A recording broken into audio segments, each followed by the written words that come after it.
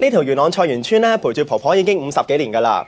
呢度嘅每棵樹、每間屋、每條路，都係婆婆喺後生嗰時咧，同左鄰右里一齊建立翻嚟。呢度見證住婆婆嘅仔仔結婚啦，見證住佢哋4代同堂。呢一條元朗菜園村係婆婆同埋其他幾十戶村民嘅根。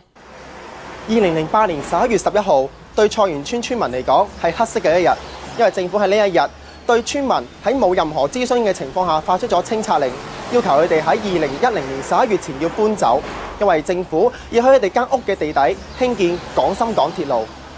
喺好多公公婆婆連清拆令上面寫啲乜都未明白之際，政府已經隨即刊憲，仲係只得2個月嘅時間，趕急要市民就住廣深港嘅鐵路發展表達意見。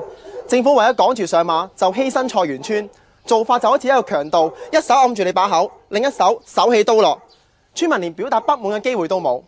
過去幾個月，村民每日都擔驚受怕，因為每隔一段時間，地政處嘅人員就會嚟到佢哋嘅屋企，喺佢哋嘅房間，喺佢哋嘅牆身，甚至連廁所樓梯都唔放過，去畫一啲冇人明白嘅清拆編號。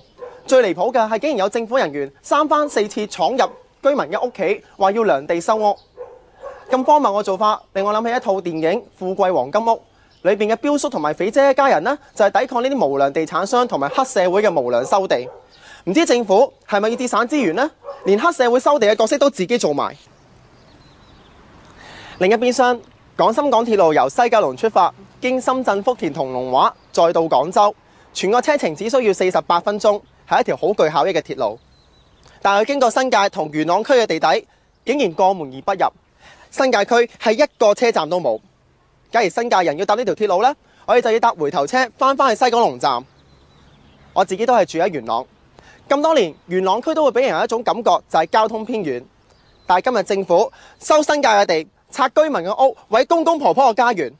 喺新界區嘅地底有一條咁重要嘅鐵路，講緊係一條關乎兩地經濟嘅龍脈，竟然一個車站都唔俾新界人。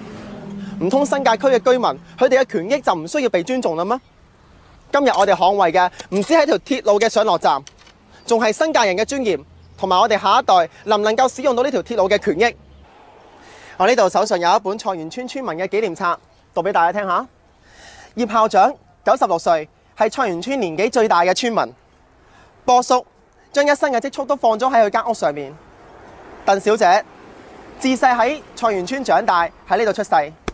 曾蔭權先生，唔知你又記唔記得我哋一班菜園村嘅村民呢？